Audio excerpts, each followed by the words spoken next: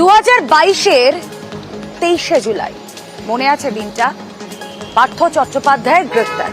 আর তারপর প্রায় 2.5 বছর সময় অতিক্রান্ত, কিন্তু পার্থ চট্টোপাধ্যায়ের জামিনের জট অব্যাহত। আর এবার জামিন জটের অন্যতম কারণ দুই বিচারপতির মতভেদ।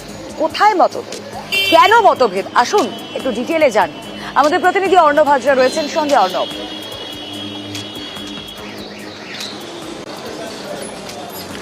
দেখো, প্রাক্তন শিক্ষামন্ত্রী জামিন মামলা রায়দান করতে গিয়ে মতভেদে জড়ালেন দুই বিচারপতি। প্রিজাইডিং জজ বিচারপতি অরিজিৎ বন্দ্যোপাধ্যায়, তিনি পার্থ চট্টোপাধ্যায় জামিনের পক্ষে, এবং সেক্ষেত্রে সংবিধানের 20 এবং 21 নম্বর ধারাকে সামনে রেখে তিনি বিচারে বিলম্ব হওয়ার কারণে, শারীরিক অবস্থা, বয়স, বিভিন্ন কারণে প্রাক্তন শিক্ষামন্ত্রীর জামিনের পক্ষে রায় দেন।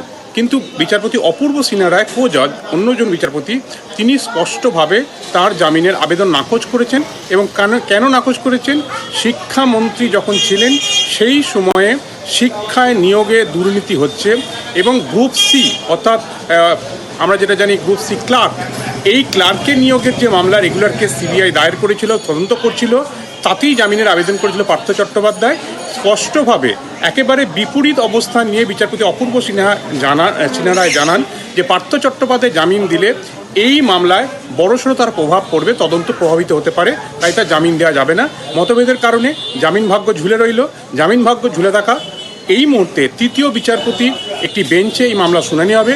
তিনি যে রায় দেবেন সেই রায়টাই চূড়ান্ত হবে, কিন্তু সেটার জন্য বেশ কিছুটা সময় সাপেক্ষ ব্যাপার। প্রধান বিচারপতি কলকাতা হাইকোর্টের নিয়োগ দুর্নীতি মামলায় পার্থ চট্টোপাধ্যায়ের জামিন, অবশ্যই সেই জামিনে মতভেদ দুই বিচারপতির। আমাদের নজর থাকবে যে এই জামিন জট কাটে কি কাটে না আগামীতে।